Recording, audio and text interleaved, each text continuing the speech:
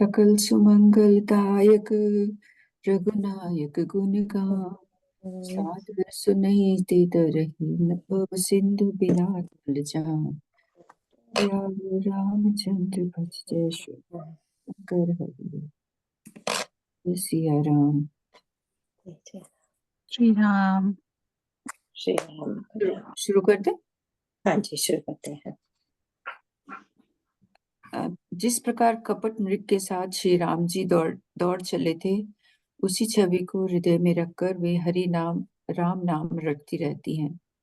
इधर श्री रघुनाथ जी ने छोटे भाई लक्ष्मण जी को आते देखकर बाहिर रूप में बहुत चिंता की और कहा, हे भाई, तुमने जानकी को कैसे अकेला छोड़ दिया और मेरी आज्ञा का उल्लंघन कर यहाँ चले आए।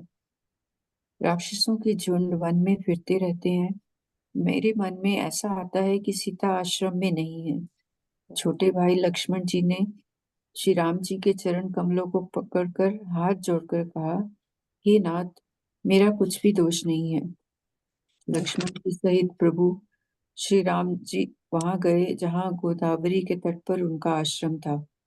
आश्रम को जानकी जी से रहित देखकर श्री राम जी साधारण मनुष्य की भांति व्याकुल और दीन दुखी हो गए। वे विलाप करने लगे, हा गुणों की खान जानकी, हा रूप शील व्रत और नियमों में पवित्र सीते। लक्ष्मण जी ने बहुत प्रकार से समझाया। तब श्री राम जी लताओं और वृक्षों की पंक्तियों से पूछते हुए चले, हे पक्षियों, हे पशुओं, हे भौरों की पंक्तियों, तुमने कहीं मृग नयनी सीता को देखा है? खंजन, तोता, कबूतर, हिरन, मछली, भौरों का समूह, प्रवीण कोयल, कुंदकली, अनार, बिजली, कमल, शरद का चंद्रमा, नागिन, वरुण का पाश, कामदेव का धनुष, हंस, गज और सिंह, ये सब आज अपनी प्रशंसा सुन रहे हैं। बेल, सुवर्ण और केला हर्षित हो रहे हैं। इनके मन में जरा भी शंका और संकोच नहीं है। हे जानकी, सुनो, तुम्हारे बिना ये सब आज ऐसे हर्षित हैं मानो राज पा गए हों, अर्थात तुम्हारे अंगों के सामने ये सब तुच्छ, अपमानित और लज्जित थे। आज तुम्हें ना देखकर ये अपनी शोभा के अभिमान में फूल रहे हैं। तुमसे यह अनख स्पर्धा कैसे सही जाती है?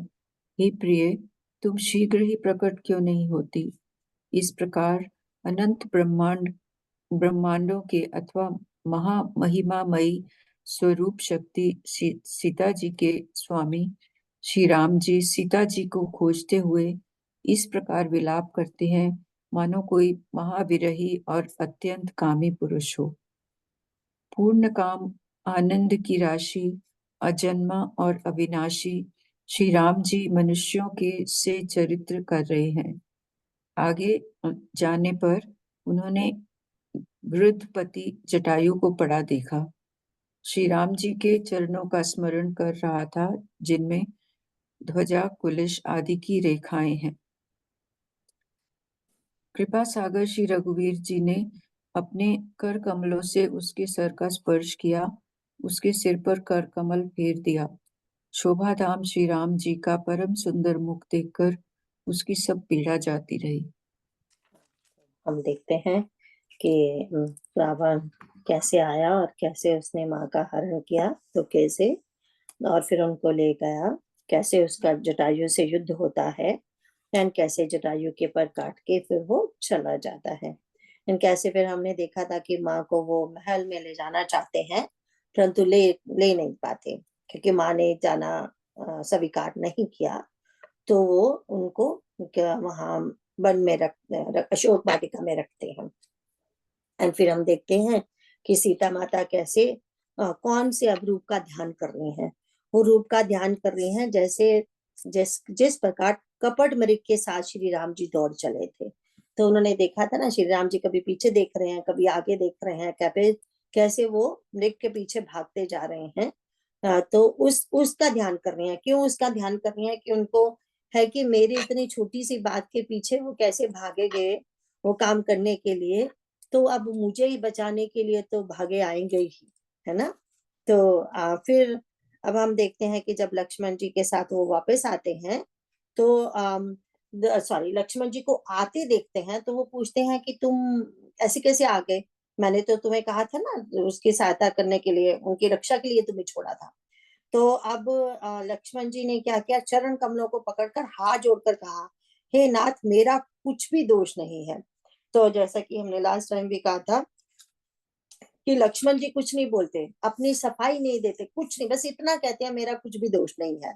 पर कभी मुंह से ये नहीं निकालते कि माँ ने क्या अपशब्द उनको बोले हैं। क्योंकि देखो लक्ष्मण जी का स्वभाव भगवान को पता है, उनको इतना ही कहना पर्याप्त है। लक्ष्मण जी का इतना ही कहना पर्याप्त है कि प्रभु इसमें कोई मेरा दोष नहीं। तो राम जी समझ जाएंगे कि माता सीता ने कुछ ना कुछ बोला होगा, क्योंकि दोष तो किसी ना किसी का है ना। इतनी बड़ी जो घटना घटी है, माता की चोरी हुई है, अगर लक्ष्मण जी वहां से नहीं आते तो वो चोरी नहीं कर पाता। एंड दो ही तो जने थे, तो किसी ना किसी का दोष है ना, या तो लक्ष्मण जी खुद चले आए हैं या मैया के कहने से आए हैं, है ना।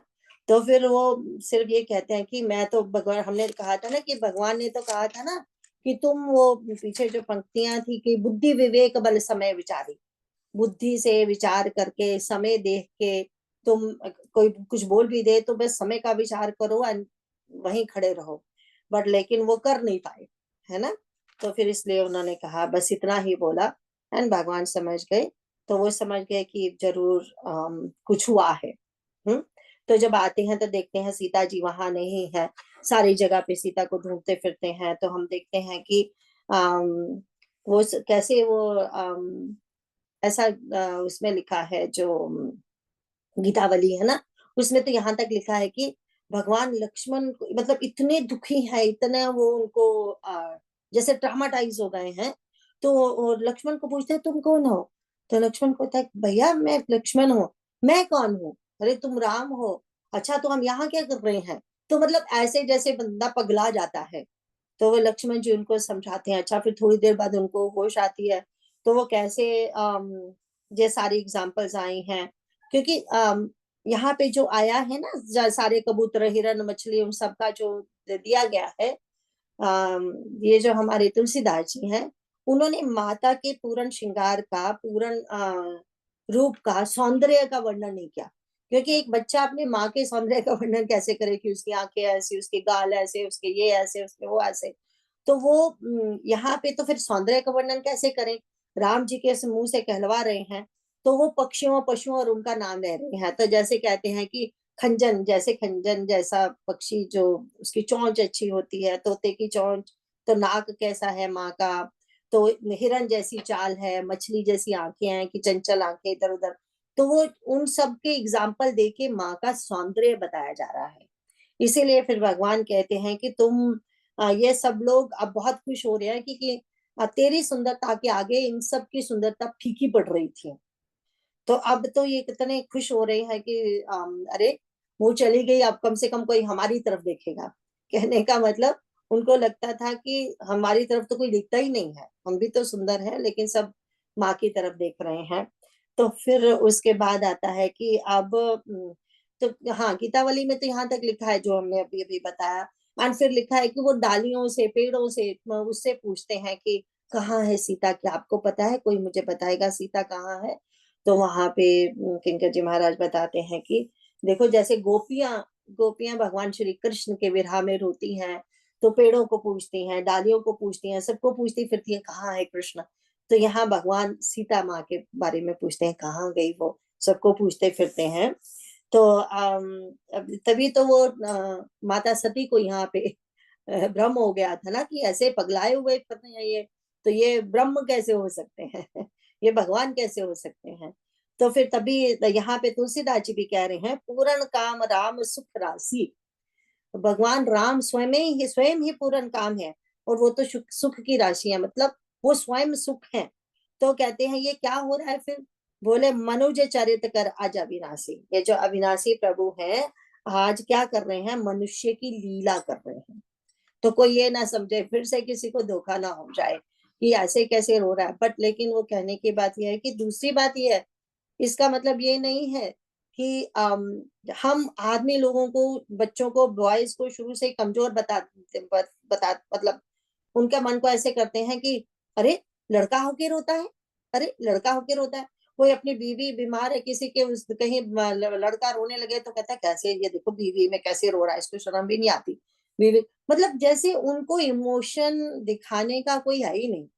तो यहाँ मतलब आजकल बच्चे जैसे किसी को चोट लग जाए ना, देखो वैदा वो ना, इट्स ओके बेटा, इट्स नो mom, let her tell, she is in pain, let her show her pain, let her express her feeling, you don't have to say it's okay. Okay, that's actually that's good, you know that is true. हम तो एकदम नहीं नहीं ठीक है बेटा, उससे it's okay, let me hug you, let me kiss you, बू बू और दिस एंड दैट, वो वैसे नहीं ना, no mom, let them express their feeling, it's okay. चोट लगी है तो वो रोएगी ना, उसको दुख हो रहा है, उसको मतलब दर्द हो रहा है, तो वो सब चीजें। तो यहाँ पे भगवान भी अपने बता रहे हैं कि अगर किसी की औरत ऐसे खो जाती है या कुछ ऐसे होता है तो आदमी को भी रोने का हक है, उसमें उसकी कोई वीकनेस नहीं है। तो ये बता रहे हैं, तो मनुष्य चरित कर रहे हैं। तो फिर उसके बाद कहते हैं कि फिर उन्होंने देखा कि आगे देखा तो गीध जटायु जख्मी पड़ा हुआ है ना। तो वह जटायु क्या कर रहे हैं, उनकी तो आंखें बंद है जटायु की, तो वो क्या कर रहे हैं, भगवान के चरणों का ध्यान कर रहे हैं। क्योंकि रिमेम्बर वो हमेशा ऊपर रहता था, ये तो जो गीध होते हैं सबसे ऊपर, पेड़ के सबसे ऊपर रहते हैं ना। क्योंकि ये क्या करते हैं, मरे हुए पशु को देखते हैं, तो जहां भी कोई मरा तो ये चलते हैं। तो ऐसे तो वहां फिर उड़ के फटाफट जाते हैं, क्योंकि कहा जाता है इनको नीच क्यों बोला जाता है, रहते सबसे ऊपर है, पेड़ के सबसे ऊपर वाली डाली पे ये होंगे, लेकिन नजर कहाँ है, नीचे है, नीचता पे नजर है, इसीलिए बोला जाता है इनको ऐसे।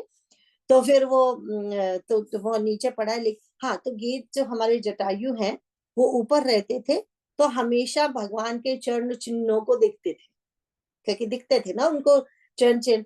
एंड यहाँ पे जो लिखा है कि ध्वजा उनकी जो, उनके चरणों में अंकुश, वो सब उनको दिखाई देते थे, क्योंकि हम जैसों को शायद भगवान के फुटप्रिंट तो दिखे, पर लेकिन फाइन लाइन ना दिखे, है ना।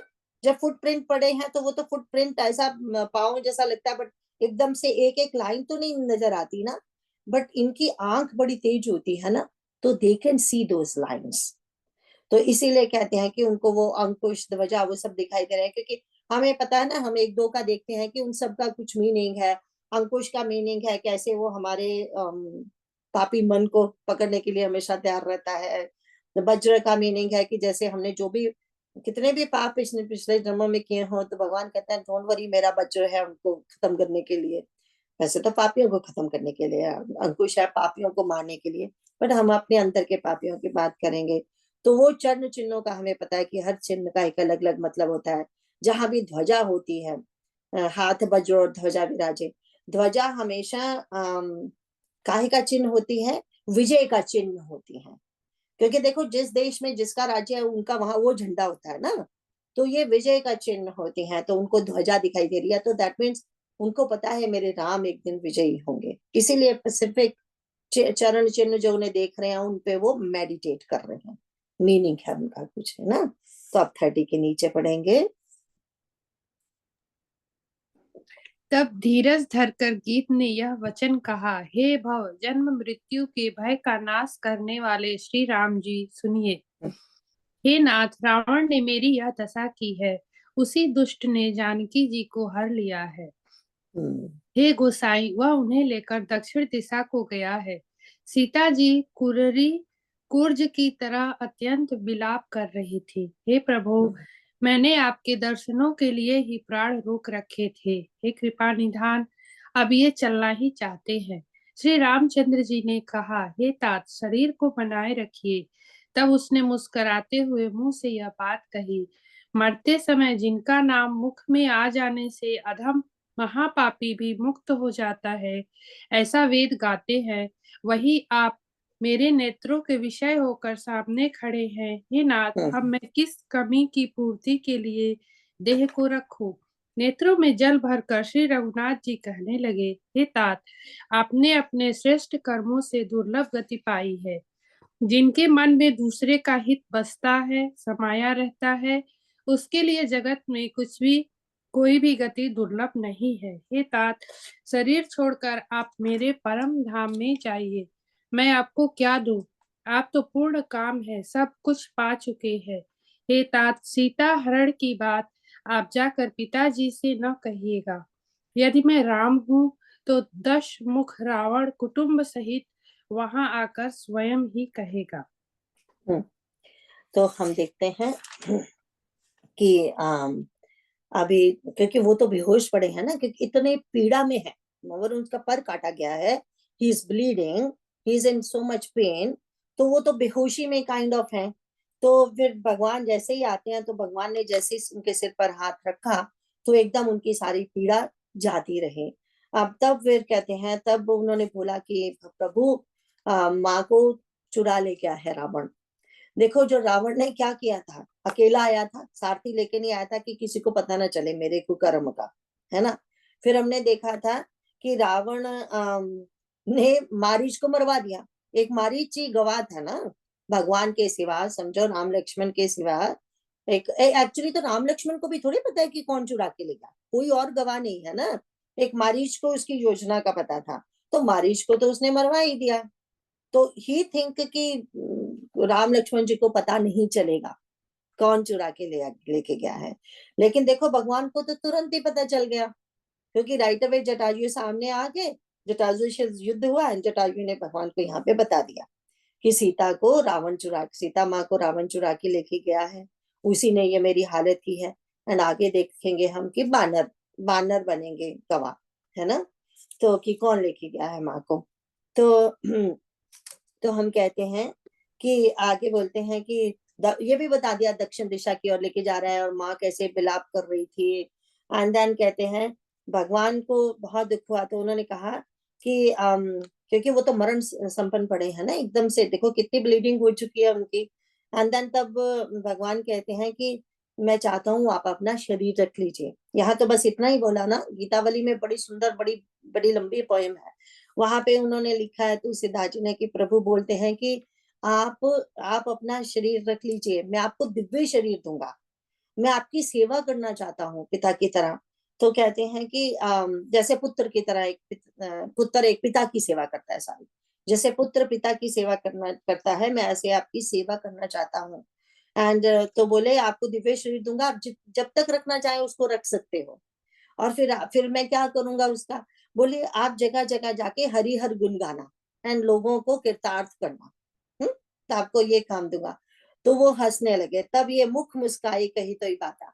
तब मुस्कुरा कर बोलते हैं कि कहते हैं जटायु हमारे, कहते जाकर नाम मरत मुख आवा अधमेयो मुकृत होई श्रुति गावा।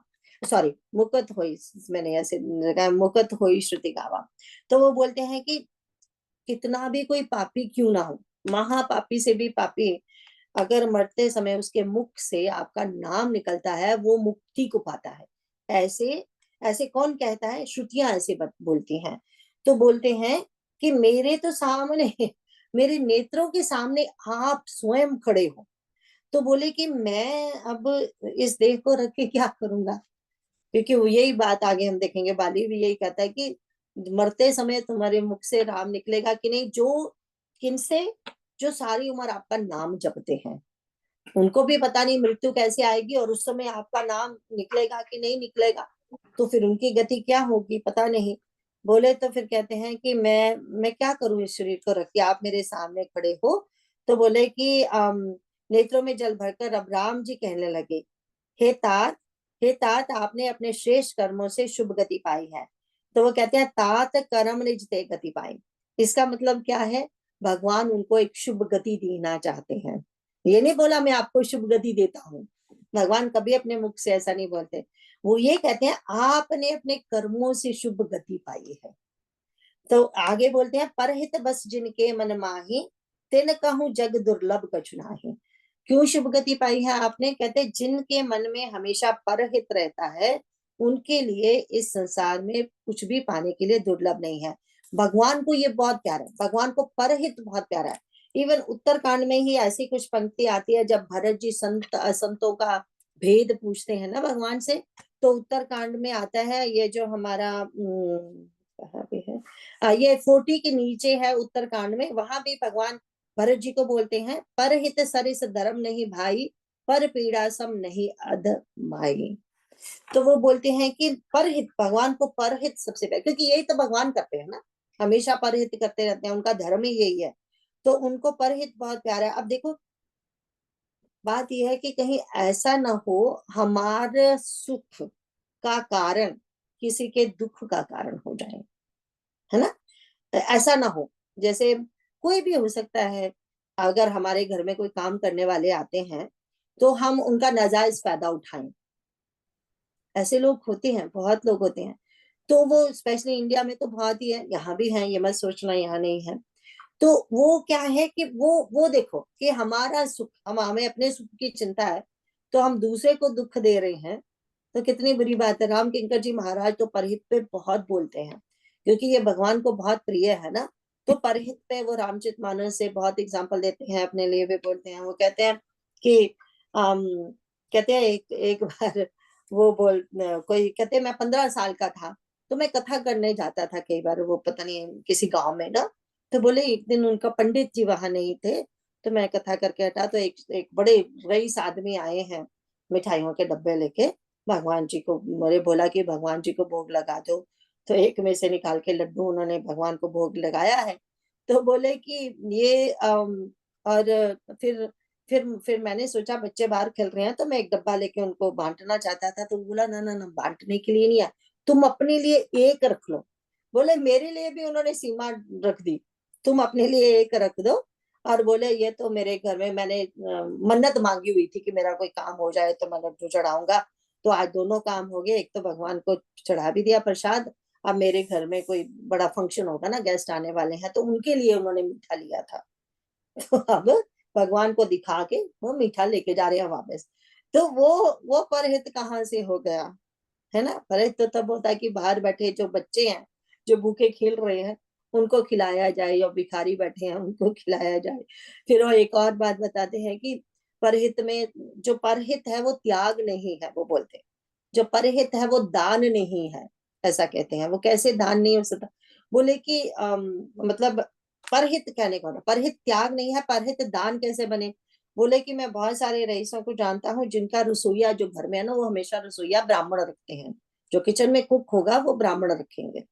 तो जब भी ऐसे कोई बात आती है देने को ब्राह्मणों को दान, तो वो जरा सा कोई अच्छा दिन आए तो उसको बड़ा सा बोनस दे देंगे, और बोलेंगे हमने तो अपने ब्राह्मण को, हमारे तो घर में ही ब्राह्मण है, हम तो उसको बहुत दान करते हैं।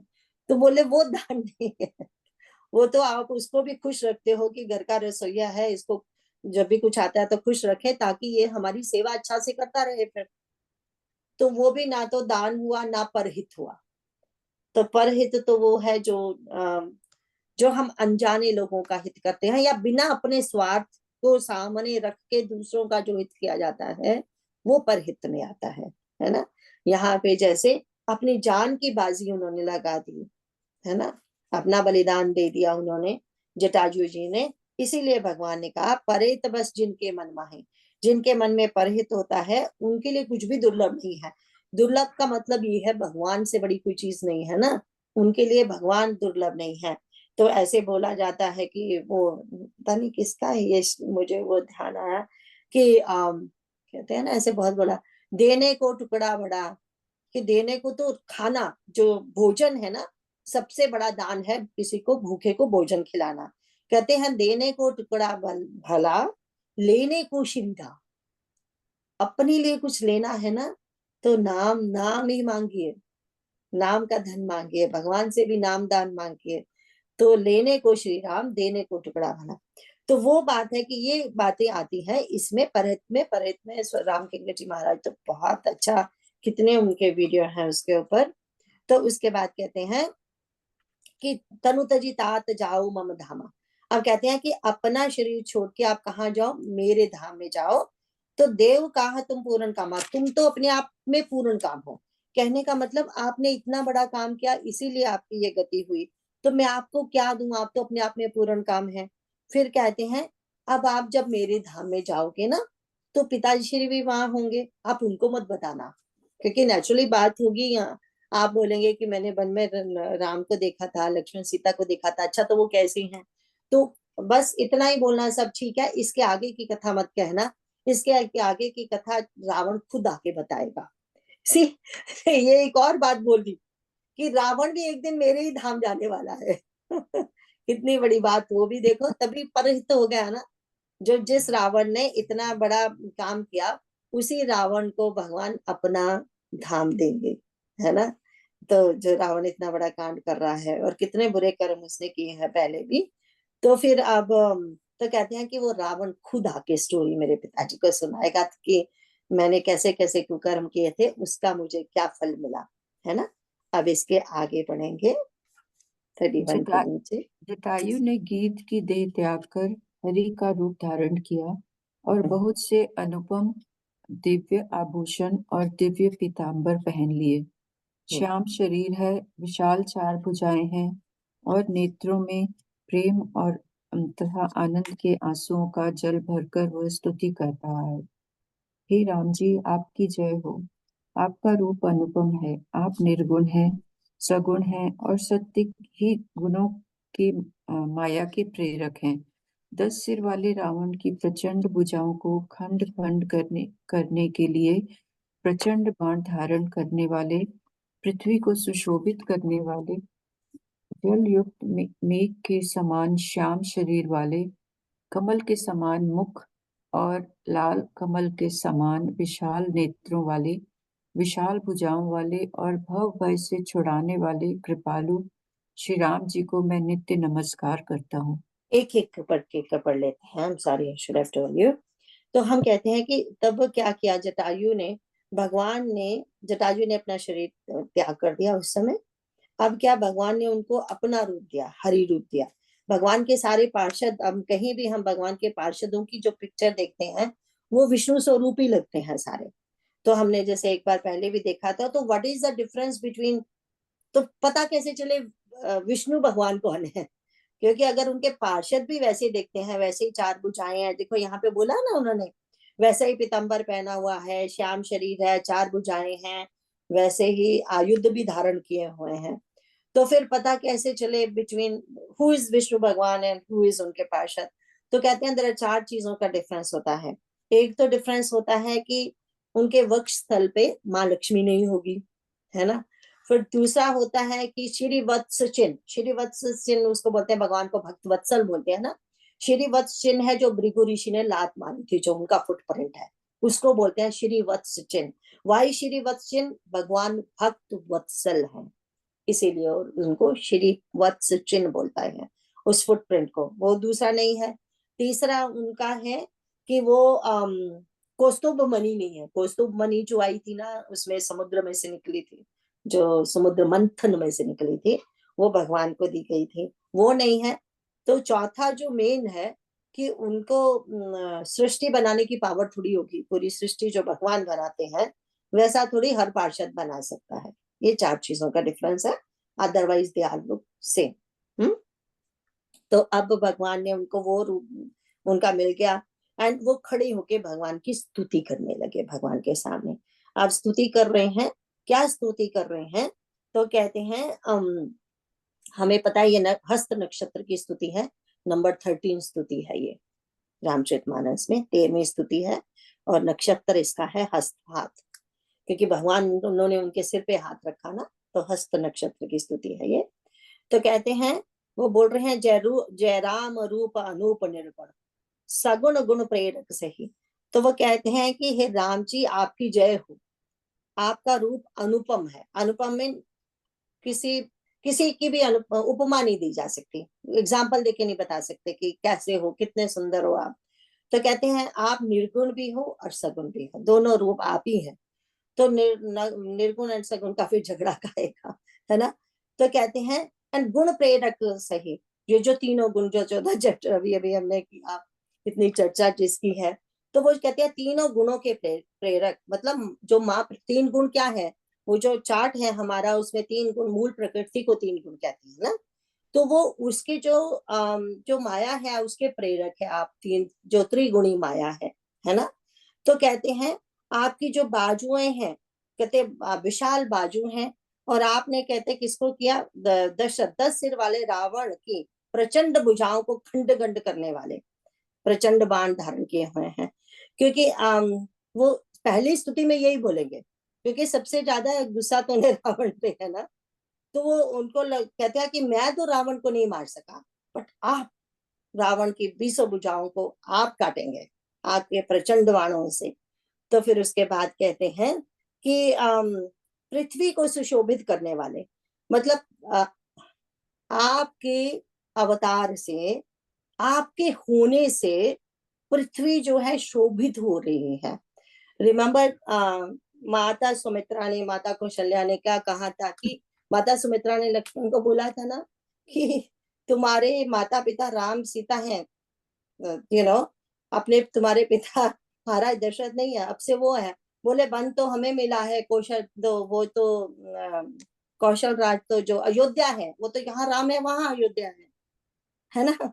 तो कई कहते हैं ना, कई स्थान होते हैं जिनका नाम किसी के नाम से होता है, और कई सो वो है जहां जहां भगवान जाएंगे, वो स्थान की महिमा नहीं, भगवान के नाम की महिमा है, क्योंकि भगवान वहां रहे हैं इसीलिए स्थान की महिमा है।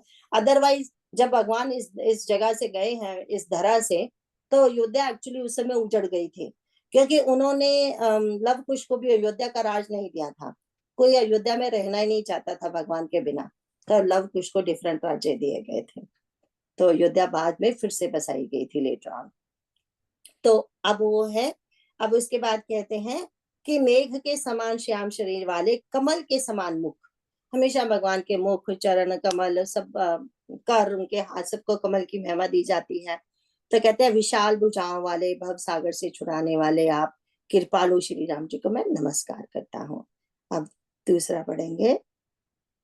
आप अपरिमित बल वाले हैं, अनादि, अजन्मा, अव्यक्त, निराकार, एक, अगोचर, अलक्ष्य, गोविंद, वेद वाक्यों द्वारा जानने योग्य, इंद्रियों से अतीत, जन्म मरण सुख दुख हर्ष शोक आदि द्वंद्वों को हरने वाले, विज्ञान की घन मूर्ति और पृथ्वी के आधार हैं, तथा जो संत राम मंत्र को जपते हैं उन अनंत सेवकों के मन को आनंद देने वाले हैं।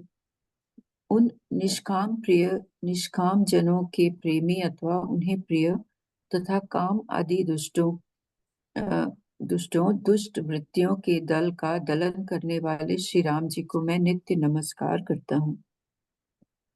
हाँ, तो यहाँ पे पहले में उनका, यहाँ हर एक में एक में 5 बातें कही गई हैं। पहले में 2 आ जाती हैं। पहले में उनका निर्गुण एंड सगुण रूप की महिमा की बात हुई है। अब जो दूसरा है वो गुणातीत है, अव्यक्त है, वो सब है। लेकिन जो मेन बात है इसमें वो है जे राम मंत्र जपत संत अनंत जन मन रंजन। तो जो मतलब कहते हैं राम मंत्र की महिमा है सेकंड में मेनली। तो जैसे कि अभी अभी हमने कहा था ना कि मंत्र राम नाम की मेन बात है ना। तो गुरु नानक देव जी जो सिखों के गुरु हैं पहले, वो तो हमेशा कहते हैं, वो ऐसा बोलते हैं उनका, नानक नाम कमाई मांगे। जो हम कमाई करते हैं ना, धन कमाना चाहते हैं, बोले नानक तो एक ही धन मांगता है भगवान से। तो कौन सा धन मांगता है? नानक नाम कमाई मांगे, कि हमेशा मैं आपका नाम जपता रहूं। जैसे हमारे मीरा जी कहते हैं ना, राम रतन धन पाए। वो भी राम रतन धन मांगती है, कृष्ण रतन धन मांगती है।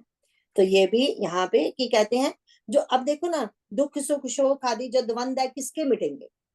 जो भगवान का नाम जपेगा, जो भगवान के साथ जुड़ा रहेगा, उसी के मिटेंगे ना। जो हर समय भगवान का चिंतन करता रहेगा, उसी के तो द्वंद मिटते हैं। और उसी की तो हम बार बार बात करते हैं कि जीते जी ही द्वंद्वों से मुक्ति कब, जीते जी मुक्ति कब मिलती है? जब द्वंद्वों से मुक्ति हो जाती है, तो जीते जी मोक्ष मिलता है। तो ये सब भगवान की यहाँ, बाकी नामों का तो हमें पता ही है ना, कि अनादि है, जन्मा है, अव्यक्त है भगवान जी, इंद्रियों से परे हैं।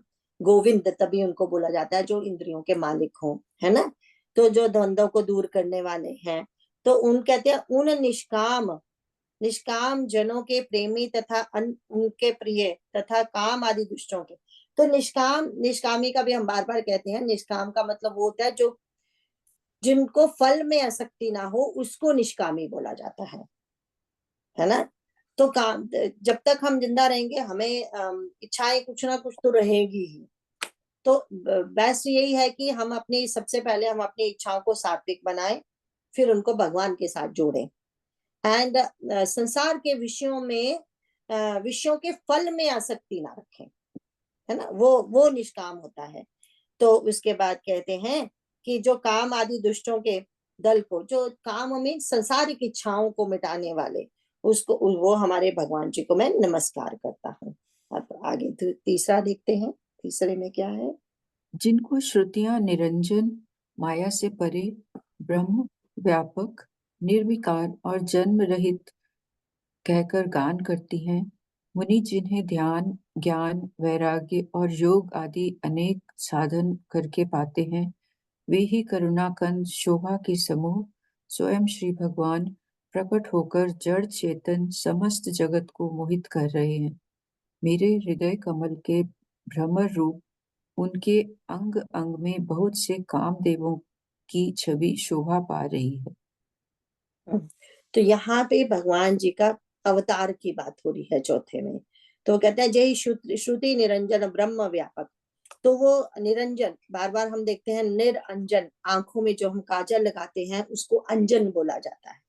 तो तो ये जो काजल है ये कालक है ना, यूं तो वो काजल जो कालक है वो आंखों की शोभा बढ़ा रहा है, पर वैसे ही जो कालक है उसको काला दाग भी बोलते हैं ना, या फिर हम कालक को माया भी बोलते हैं। काले रंग को अच्छा नहीं समझते, काला, काला रंग में मनुष्य का काला रंग की बात नहीं हो रही, वैसे काला क्योंकि ढकता है ना, हर चीज को ढक लेता है, तो उसको निरंजन में, जिसमें जिसके ऊपर वो जो नीचे आया है माया से परे, माया से परे हैं। तो कहते हैं ब्रह्म व्यापक। तो फिर ये सारे उनके डिफरेंट नाम बोले गए हैं। तो जन्म रहित कहकर गान करती हैं। तो कहते हैं मुनि जिन्हें ध्यान, ज्ञान, वैराग्य और योग आदि के अनेक साधन करके पाते हैं, वे करुणा कंद शोभा के समूह श्री राम जी प्रकट होकर जड़ चेतन समस्त जगत को मोहित कर रहे हैं। तो यहाँ पे वो बता रहे हैं कि आप कौन हो। आप स्वयं वो ब्रह्म हो, वो भगवान हो, लेकिन इस समय आप प्रकट होकर, मेंबर भय प्रकट कृपाला दीन दयाला कौशल्या हितकारी, आपका जन्म नहीं हुआ, आप प्रकट हुए हो, है ना। आप प्रकट होकर क्या कर रहे हो, समस्त जगत को मोहित कर रहे हो। क्योंकि समस्त जगत समझ नहीं पा रहा, जो अपने आप को उस समय का सबसे बुद्धिमान, सबसे होशियार, सबसे चालाक बंदा रावण था, जो अपने आप को सबसे चालाक समझता था कि कोई उसे धोखा नहीं दे सकता, वो सबको धोखा दे सकता है, उसे कोई धोखा नहीं दे सकता, वो भी इनको समझ नहीं पाया, मोहित हो गया। तो कहते हैं मेरे हृदय कमल में भ्रमर रूप अनेक अंग अंग बहुत से कामदेवों की सॉरी, हाँ, कमल के भ्रम रूप उनके अंग अंग में बहुत से कामदेवों की छवि शोभा पा रही है। आप कह रहे हैं मेरे हृदय में रहिए। मेरा हृदय जो कमल रूप है, वो जो भ्रमरा जो रहता है हर समय उनके ऊपर, उनको प्रसन्न करने के लिए बोले आप भी मेरे हृदय आकाश में ऐसे भ्रमर बन के रहिए, है ना। क्योंकि अब पता है जा रहे हैं ना, तो भगवान से क्या मांग रहे हैं वो, तो उसकी अब वो बन रहा है। अब आगे पांचवा देखते हैं। फिर भगवान को, सो हमने देखा पहले में था ना निर्गुण एंड सगुण, दूसरे में आ गया उनका नाम राम मंत्र, एंड अब वो तीसरी चीज आ गई। पांच बातें बोली है ना, पहले में दो चीजें आ गई, दूसरे में तीसरी बात आई राम मंत्र, अब चौथे में उनके अवतार की सो प्रकट करुणा कंद शोभा, आप प्रकट हुए हैं।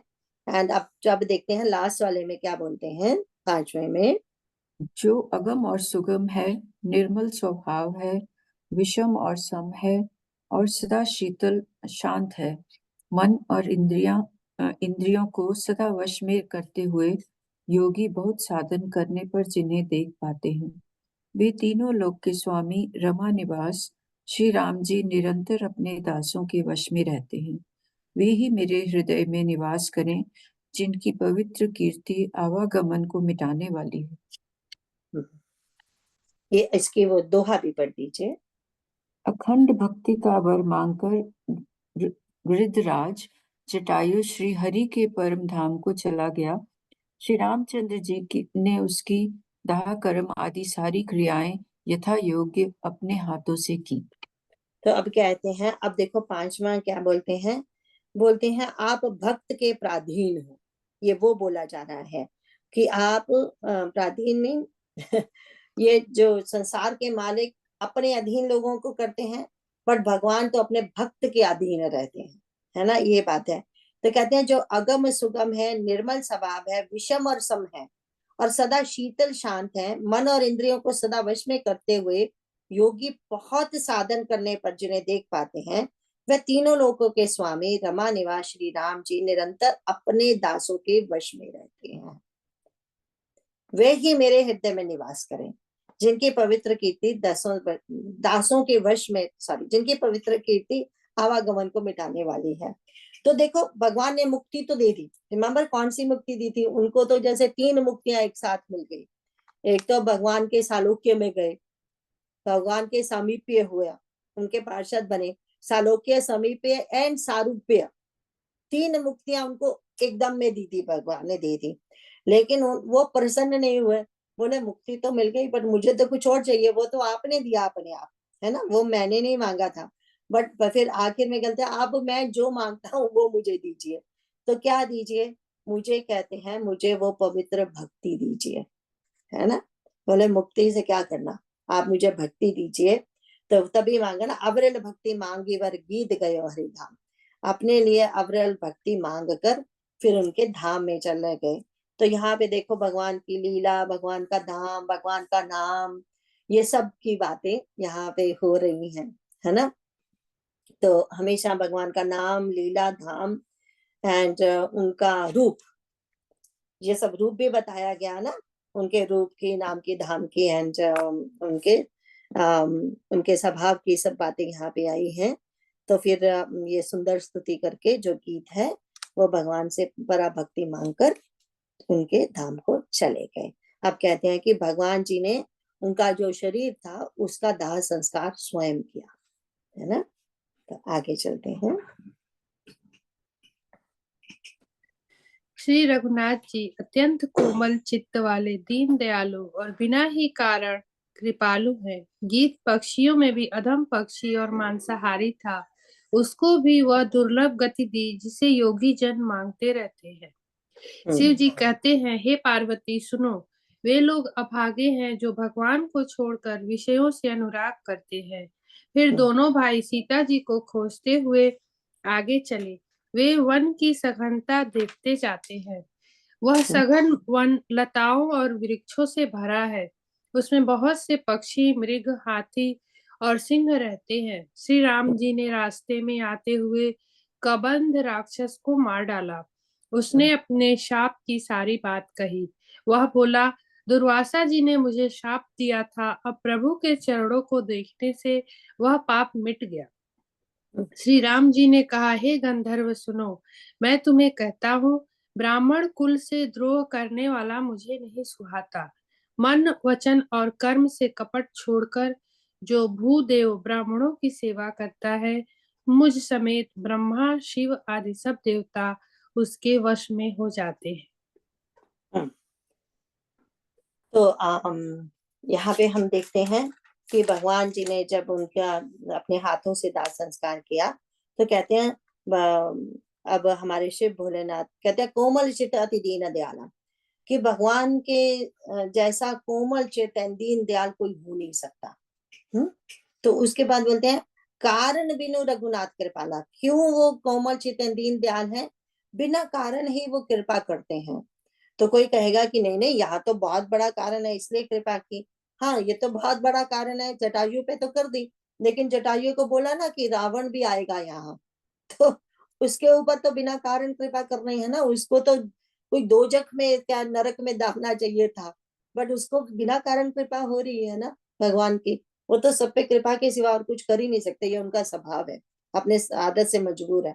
तो कहते हैं गीद आदम खग आमिष भोगी, क्योंकि के अदम पक्षी है, मांसाहारी है, वो तो मांसाहारी पक्षी है, वो उसमें तो उसका नहीं है, वो तो उसकी नेचर है।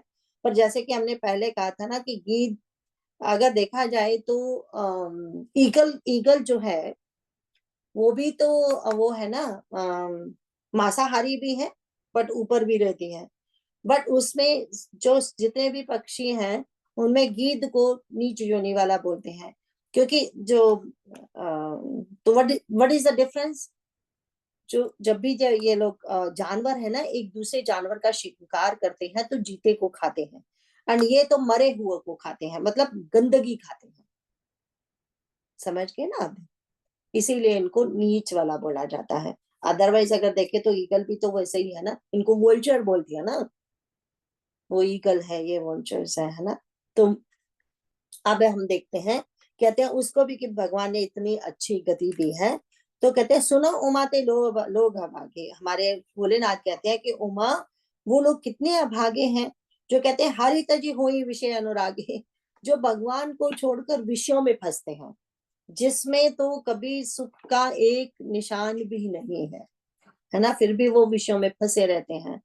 तो कहते हैं ब्रह्मा ने कुछ गड़बड़ करते उनके भाग्य में, तो कहते हैं अब माता सीता को फिर से खोजते फिरते फिर से वही खोज शुरू हो गई, क्योंकि अभी तक तो वो ऐसा, वो गीता वाली में तो बोला था कि भगवान तो अपना दुख ही भूल गए, माता सीता का मतलब चुराया जाना भूल गए, उनका गुम होना भूल गए, अपने इसके दुख में एकदम दुखी हो गए थे, जटायु के दुख में। अब वो हो गया तो अब फिर से अब माता की तलाश हो रही है। तो कोई फिर बोलेगा कि भगवान को तो तुरंत पता चल गया ना, वो तो बता दिया जटायु ने, तो फिर भगवान ने ऐसा प्रटेंड क्यों किया? क्योंकि रिमेम्बर लीला कर रहे हैं। अब रावण जब से चुरा के लाया है मैया को, तो वो क्या चुप थोड़ी बैठा रहेगा, वो भी जासूस लगाएगा इनके पीछे कि देखते हैं आगे क्या करते हैं, ये रोया था कि नहीं रोया था, इसने क्या किया, मे भी और कुछ रिमेम्बर परीक्षा लेने गया था ना। अब नाउ ये देखना चाहता है कि वो सचमुच क्या विरह में इधर उधर भटक रहे हैं, अगर वो भगवान होते तो तुरंत पता चल जाता ना। तो इसीलिए भगवान ने देखा कि यहाँ तो कुछ करना नहीं है, एंड फिर जो अगर युद्ध करना है तो भारत में तो नहीं होगा, क्योंकि नहीं तो वो आते रहेंगे उधर से उड़ उड़ के, उनके पास तो बहुत दिव्य शक्तियां है ना राक्षसों के पास, मनुष्य के पास तो वो है नहीं। तो फिर युद्ध अगर भारत में होगा तो भारत में ज्यादा नुकसान होगा, क्योंकि फिर तो संपत्ति का भी नुकसान होता है, लोग भी मरते हैं, और जिसमें बेचारे निर्दोष लोग मारे जाते हैं, है ना। जैसे अब अगर दो कंट्रीज का आपस में युद्ध होता तो सेना में युद्ध होता है, लेकिन अगर तुम्हारे कंट्री में आके कोई युद्ध करता है तो कितना नुकसान होता है। तो भगवान नहीं चाहते कि हमारे भारतवर्ष में कोई नुकसान हो, वहीं जाके उसको मारेंगे, उसके घर पे जाके उसको मारेंगे, है ना। तो ये बात है, इसीलिए वो, एंड दूसरा हम बार बार हम कहते हैं ना, भगवान लीला कर रहे हैं, कथा का विस्तार कर रहे हैं। तो आगे हम देखते हैं कि आगे उन्हें एक कदम मिला, जो यक्ष था, वो अपनी स्टोरी सुनाता है। वो यक्ष था, वो बहुत सुंदर था, इतना सुंदर था, लेकिन वो क्या करता था, अपना क्योंकि यक्षों में भी वो और हमारे मनुष्य से ज्यादा शक्तियां होती हैं, वो भी अब अनेक रूप धारण कर सकते हैं। तो वो क्या कर रहा था, वो यक्ष क्या कर रहा था, वो अपना क्या बोलते हैं उसको, भयानक रूप धारकर ऋषियों मुनियों को डराया करता था। एक दिन उसने बड़ा भयानक रूप धारा और अगस्त ऋषि जी को डराया, नहीं अगस्त ऋषि जी नहीं, वहां दुर्वासा ऋषि लिखा, लेकिन जैसे युग में चेंज भी हो सकता है, कभी कभी और ऋषियों के भी नाम आए हैं किस ऋषि से इनको श्राप मिला है, पर यहाँ बोला गया कि दुर्वासा ऋषि से उनको श्राप मिला। तो दुर्वासा ऋषि ने बोला कि तुम इसी रूप में रहो, तो जो भयानक रूप में तुम मुझे डरा रहे हो ना, भयानक रूप में ही रहो। तो कहते हैं कि उसके बाद या पहले ही उसने कुछ तपस्या की थी, तो उसको हमेशा वो जब तक जाता वो जैसे जीने की उनको उसको लंबी उम्र की वरदान होगा। तो अब एक बार फिर इसका युद्ध इंद्र के साथ होता है, तो इंद्र वज्र मारता है इसको। तो वज्र से क्या बोलता है, इस मरता नहीं है ना, बिकॉज इसको वरदान मिला हुआ है, तो वो किसी के हाथों नहीं मरेगा, किसी व्यापन से नहीं मरेगा। तो उसका क्या हुआ, उसका जो सिर है वो पेट में धस गया।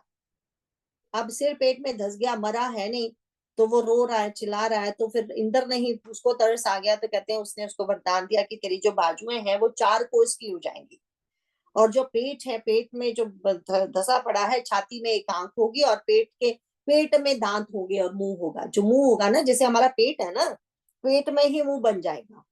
तो तुम जो भी ऐसे पकड़ पकड़ के ऐसे खाओगे, पकड़ पकड़ के ऐसे सीधा पेट में डालोगे तुम। तो क्योंकि जिंदा रहने के लिए भोजन चाहिए था ना, तो उसने वो मांगा फिर। तो ये उसको फिर ये वरदान मिला था। अब क्या करता था वो, बस वही बैठा बैठा ऐसा पकड़ पकड़ के मुंह में खाता था वो। तो अब उसी ने भगवान को जब वो पकड़ना जहां दोनों, एक हाथ में उसने राम जी को पकड़ा, एक में लक्ष्मण जी को पकड़ा, उन दोनों ने उसकी बाजुएं काटी। तो उसको समझ आ गया कि ये कौन है। तब वो भगवान को पूछता है, आप कौन हो? तो भगवान बोलते हैं ना, मैं राम लक्ष्मण हूँ। तब वो समझ आता है कि ये तो भगवान है। तब वो कहता है, तब उसने अपनी स्टोरी सुनाई थी। बट लेकिन एक बहुत बड़ी बात है वहां पे। उसने कहा, दुर्वासा मोहि दीनी सापा, दुर्वासा ऋषि जी ने मुझे शाप दिया। और कहते हैं अब प्रभु के चरणों के देखने से पाप मिट गया। कहने का मतलब, अगर आप ध्यान से यहाँ देखते हैं तो मतलब ये है कि अभी भी उसे दुर्वासा मुनि के साथ थोड़ा क्रोध है उसके मन में, कि अरे इतना बड़ा श्राप मुझे दे दिया और मुझे क्या बनना पड़ा, है ना। तो कहते हैं, देखो उसने तो मुझे बहुत बड़ा श्राप दे दिया था, पर आपने मुझे ये दिया, है ना। आपने कृपा करके मुझ पर बहुत बड़ी कृपा की। तो फिर भगवान कहते हैं कि देख गंधर्व, मुझे जो ब्राह्मणों से बोलते हैं कि जो द्रोह करता है, वो तो मुझे बिल्कुल पसंद नहीं है, है।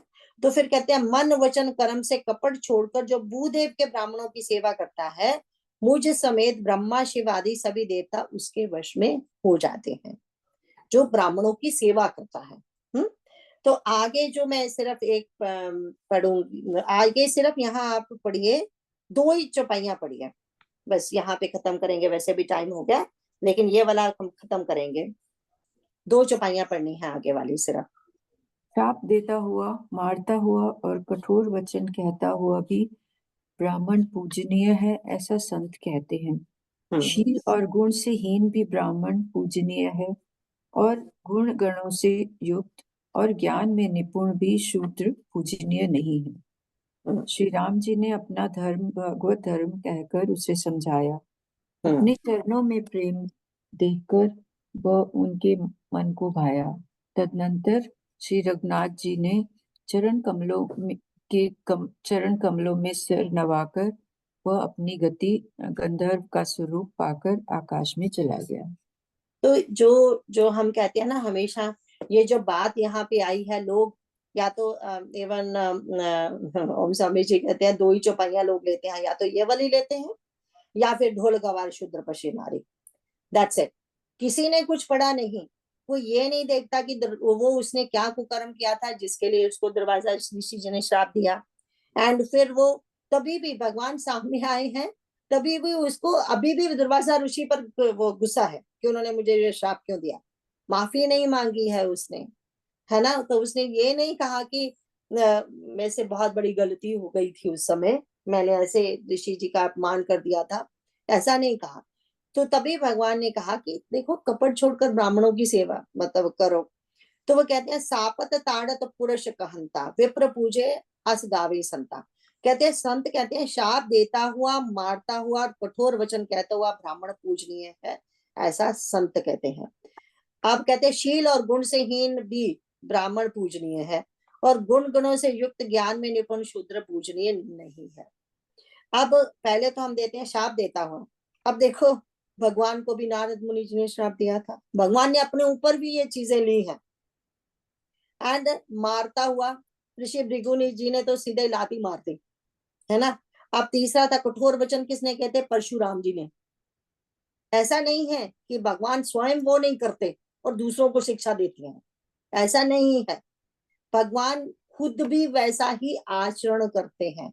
वो कहते हैं जो ब्राह्मण है वो हमेशा पूजनीय है।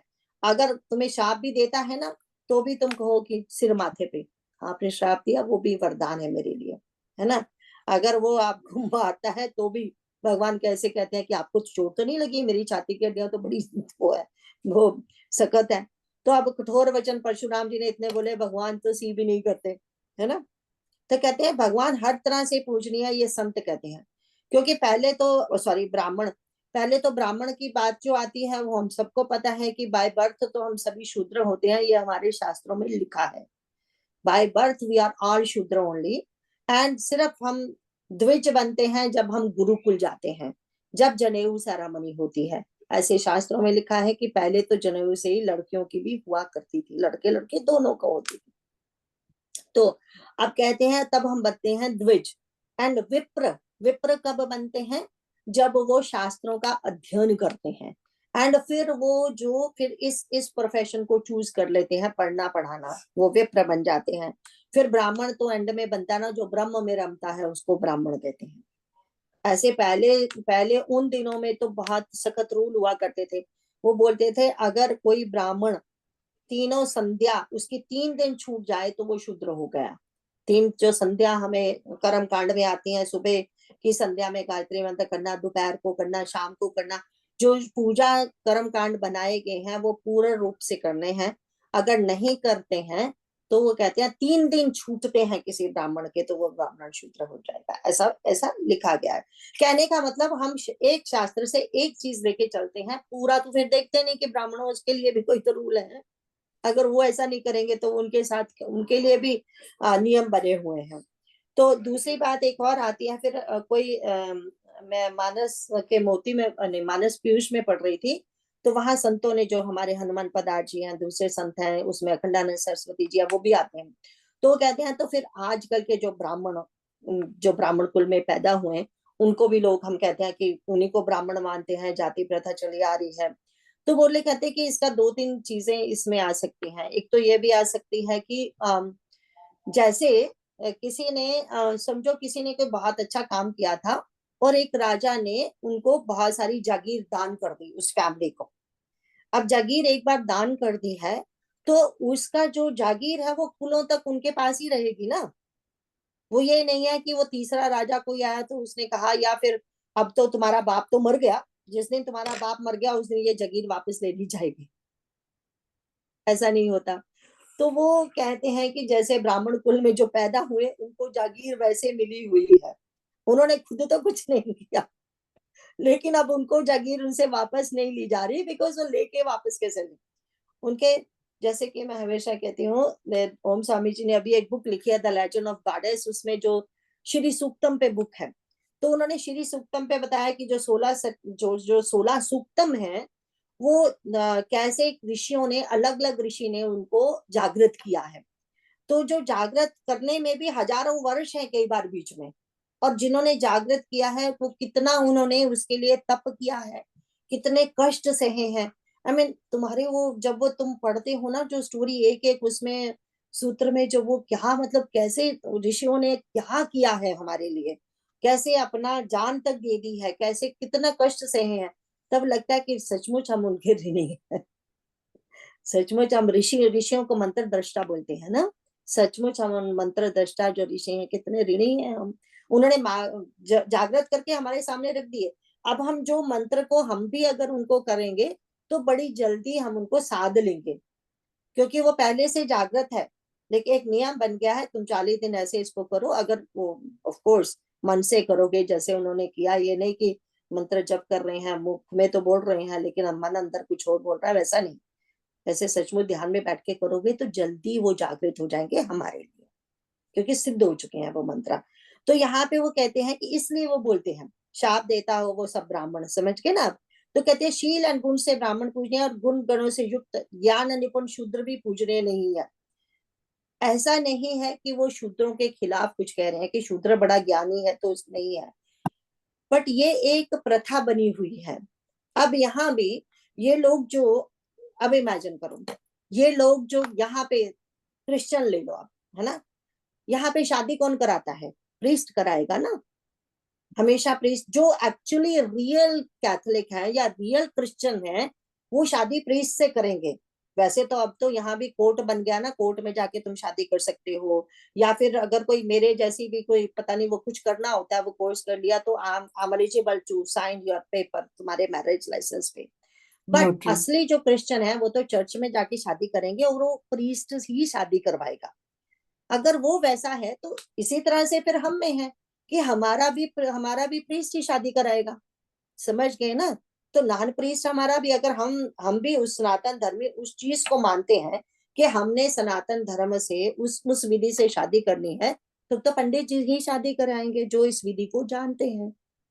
तब कोई तीसरा जाके थोड़ी वो मंत्र बोल के शादी कर सकता है। अब समझ गए ना कि जो, अब आपको ये जवाब इस तरह से देना आना चाहिए, क्योंकि हम यहाँ इतने सालों से रह रहे हैं, हमने कितनी शादियां देखी हैं। सुमित के फ्रेंड्स की शादियां हुई हैं जो पक्की कैथोलिक हैं, जो वो हैं वो शादी चर्च में ही जाके करते हैं।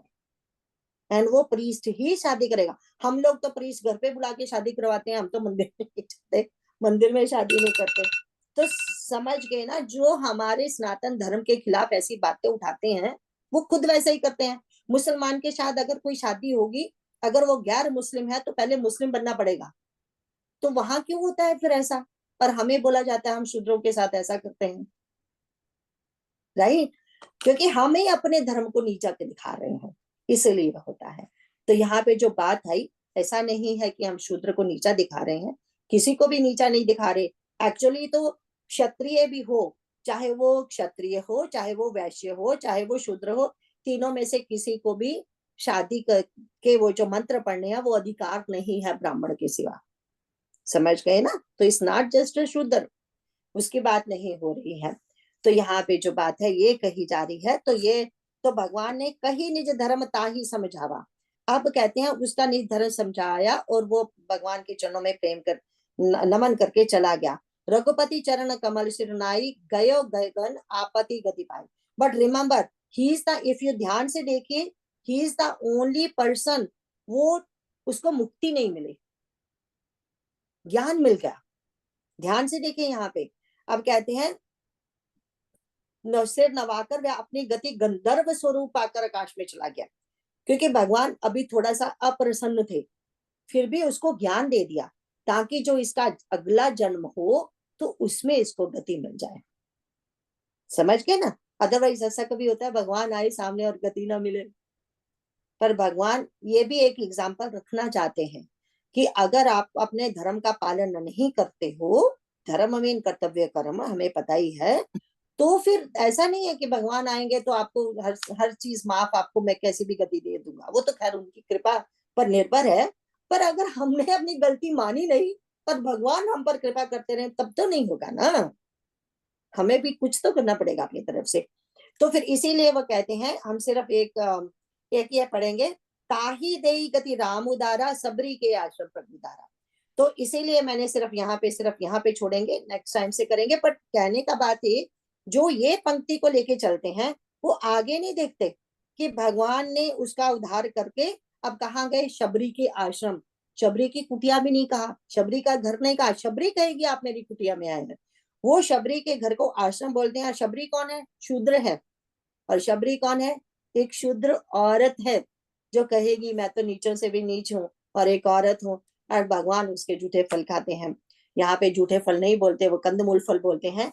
तो वहां पे ऐसा कहा जाता है कि झूठे फल का फिर क्या मतलब, कि समझो हम भी कभी जाते हैं, हम यहाँ भी तो करते हैं ना, चेरी का एक गुच्छा होता है तो हम उसमें एक चेरी लेके खाते हैं जरा ऐसे साफ करके कि मीठी है कि नहीं, फिर हम वो वाला चेरी वाला बैग अपने में रखेंगे। तो कहने का मतलब हमने सारी चेरियां जूठियां कर करके थोड़ी रखी, हमने एक खाई है उसमें, तो सिर्फ चखने के लिए ये मीठी है तो ये वाला लेंगे। तो इसी तरह वो करती थी कि किस कहाँ मीठे हैं वो वहां का चख के फिर वो गुच्छा वो लेंगी कि भगवान को सिर्फ मीठे ही रखे जाए, ये मतलब। तो ठीक है, यहाँ पे खत्म करते हैं, लास्ट वाला बोलते हैं। पर कोई प्रश्न हो तो बताइएगा। नेक्स्ट टाइम नवदा भक्ति, कितना सुंदर आने वाला। बार बार बर मांगो हरस देहु श्री रंग, पद सरोज अन पायनी भगति सदा सतसंग। जय सीता राम चरण रति मोरे, अनुदिन बढ़ो अनुग्रह तोरे। जय सिया राम, जय Siya Ram. Thank you everyone, आपकी वजह से सत्संग मिलता है। Thank you. Any question? Thank you so much. Thank you. Bye bye. Ram Ram. कोई क्वेश्चन तो नहीं है? राम राम राम राम जी, राम राम राम राम जी। राम राम। राम राम। Thank you.